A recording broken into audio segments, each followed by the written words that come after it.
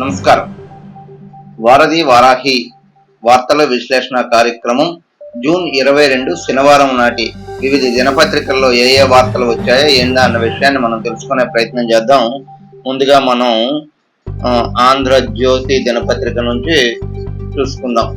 ఆంధ్రజ్యోతి విశాఖపట్నం జిల్లా ఎత్తుల్లో ఏం రాశారా అన్న విషయాన్ని తెలుసుకునే ప్రయత్నం చేద్దాం. పలువురు ఇన్స్పెక్టర్లకు పోస్టింగ్లు.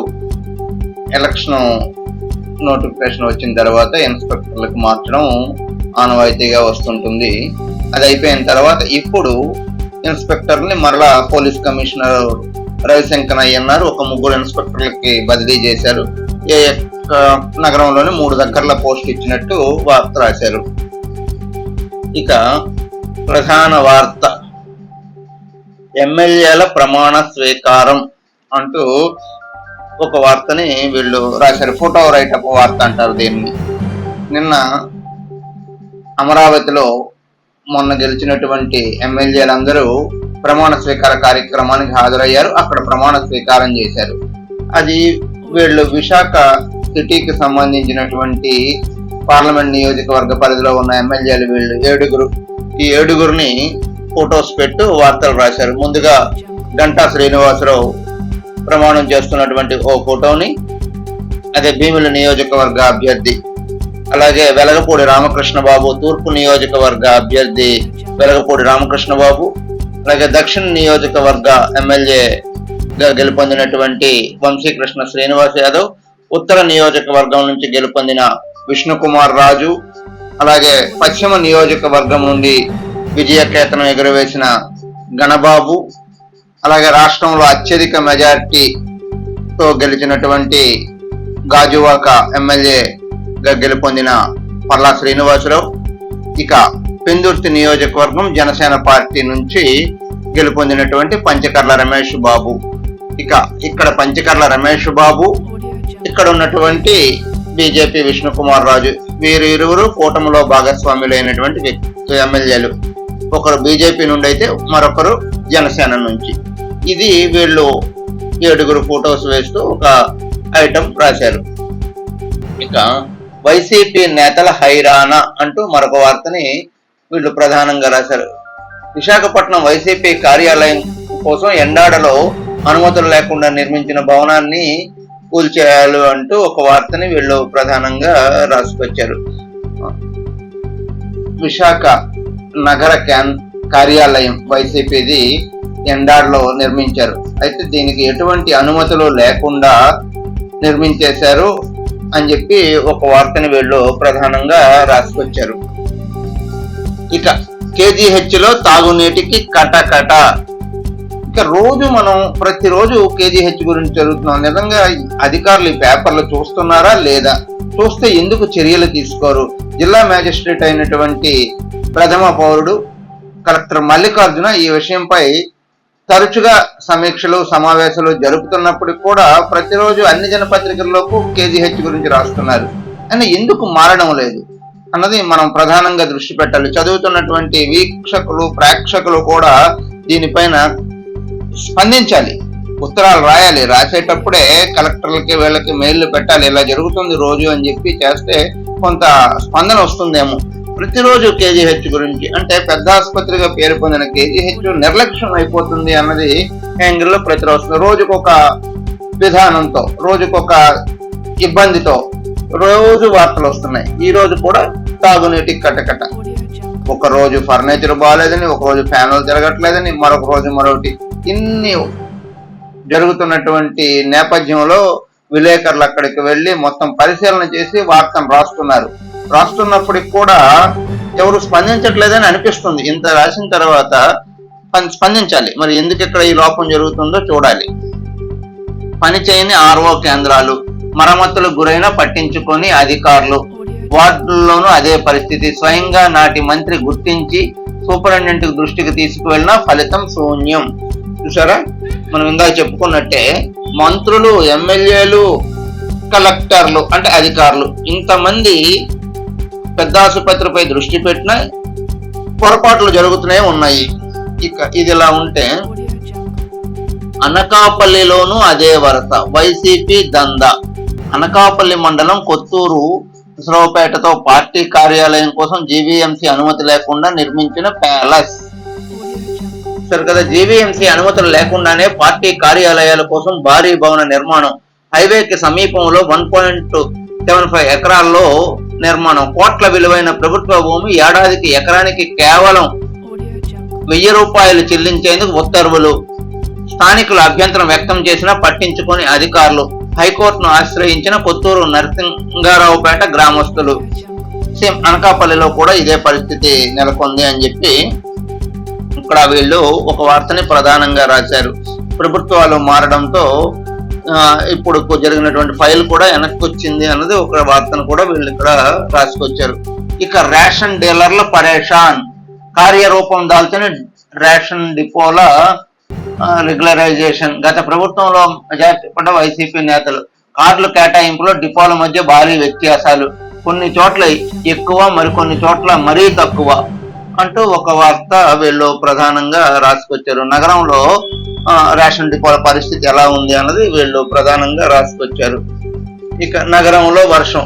నిన్న సాయంత్రం పెద్ద వర్షం కురిచింది. దాంతో రోడ్లన్నీ జలమయమయ్యాయి అంటూ ఒక వార్తని వీళ్ళు ప్రధానంగా రాసుకొచ్చారు. ఇక పైకి వెళ్తే నయనానందం వెంకన్న తెప్పోత్సవం అంటూ మరొక వార్తని శుక్రవారం పోర్టు ప్రాంతంలో వెంకటేశ్వర స్వామి ప్రతి ఏడాది మాదిరిగా ఈ ఏడాది కూడా చేశారు.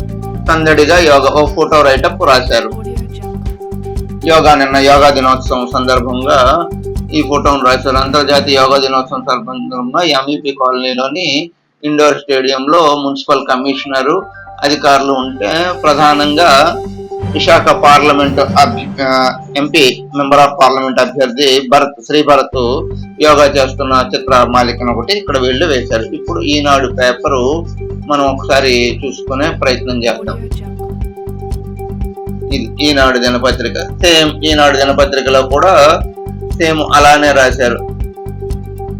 7 ఫొటోస్ వేస్తూ నిన్న ప్రమాణ స్వీకారోత్సవాలు రాశారు. అయితే అయ్యన్నకు అరుదైన గౌరవం.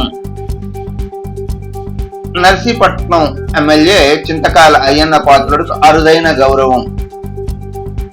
మంత్రులకు అన్ని శాఖలు కేటాయించేసి అందరు మంత్రులు ఎమ్మెల్యేలకు మంత్రులుగా ప్రమోట్ చేశారు.